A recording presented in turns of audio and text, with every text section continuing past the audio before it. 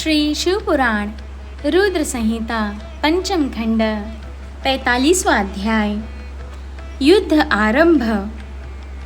सनत कुमार जी बोले, हे व्यास जी, जब इस प्रकार अंधक के उन तीनों मंत्रियों ने वहां आकर अंधक को सब बताया, तब क्रोधित होकर वह स्वयं वहां जाने को आतुर हो गया।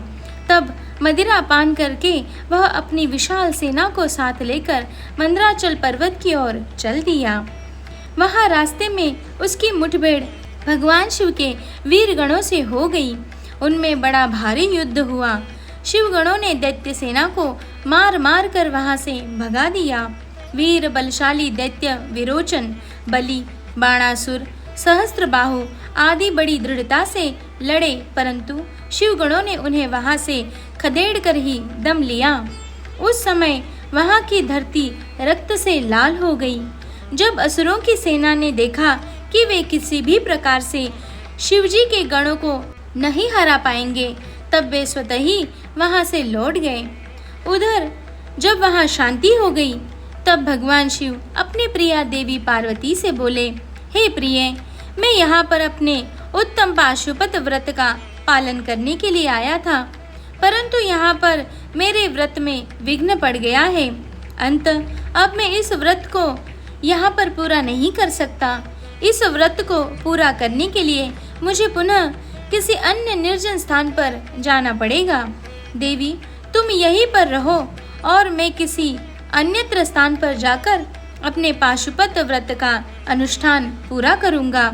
यह कहकर भगवान शिव ने अपने व्रत को पूरा करने के लिए वहां से किसी दूर वन में चले गए और देवी पार्वती वहीं मंदराचल पर्वत पर एक गुफा में रहने लगी।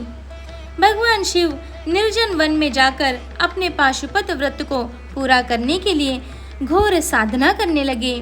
उधर दूसरी ओर देवी पार्वती वहां अकेली रहकर अपने पति भगवान शिव के लौटने की प्रतीक्षा करने लगी। उनकी रक्षा के लिए भगवान शिव का गण वीरक सदा उनकी गुफा के बाहर पहरा देता रहता था। दूसरी ओर दैत्यराज अंधक को, जिसे एक बार शिवगणों ने परास्त करके वहां से खदेड़ दिया था, देवी को प्राप्त किए बिना चैन कहाँ आने वाला था। उसने पुनः मंदराचल पर्वत पर चढ़ाई कर दी। जैसे ही अंधक और उसकी दानव सेना पर्वत पर पहुंची, वीरक ने उनसे युद्ध करना आरंभ किया। महाबली वीरक बड़ी वीरता से उन दैत्यों से युद्ध करता रहा और उन्हें हराता रहा। उनके बीच भयानक अस्त्र शस्त्रों का प्रयोग होता रहा। जब किसी भी तरह वीरक को युद्ध में पराजित करना संभव न हुआ, तो दैत्यों ने वीरक को चारों ओर से मिलकर घेर लिया।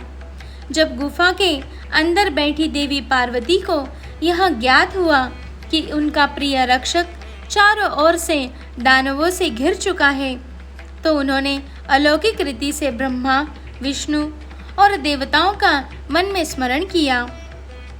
यह ज्ञात होते ही कि जगत जननी जगदम्बा माँ पार्वती ने स्मरण किया है, पल भर में ही सब देवता वहां मंदराचल पर पर्वत पर उपस्थित हो गए और दैत्यों से युद्ध करने लगे। जब वीरक ने देखा कि अब वह अकेला नहीं है, उसके साथ पूरी देवसेना खड़ी है, तो वह हर्षित मन से पुनः युद्ध करने लग गया और तब उसका जोश देखते ही बनता था। देवताओं ने ब्राह्मी, नारायणी, ऐन्द्री, वैश्वानरी, याम्या, निवृत्ति, वारुणी, वायवी, कौबेरी, यक्षेश्वरी और गारुड़ी देवी का रूप धारण किया था। अनेकों आयुधों से सुसज्जित होकर वे युद्ध कर रहे थे। इस प्रकार इस भीषण युद्ध को चलते चलते कई हजार वर्ष बीत गए। देवसेना जितने भी असुरों को मारती, दैत्य गुरु शुक्राचार्य अपनी मृत संजीवनी विद्या से पल भर में उन्हें पुनः जीवित कर देते। इस प्रकार दैत्य सेना न कम हो रही थी और न ही वह हार मान रही थी। युद्ध दिन प्रतिदिन और भयानक होता जा रहा था। भगवान शिव भी अपना पाशुपत व्रत पूरा करके वहां मंदराचल पर्वत पर वापस आ गए।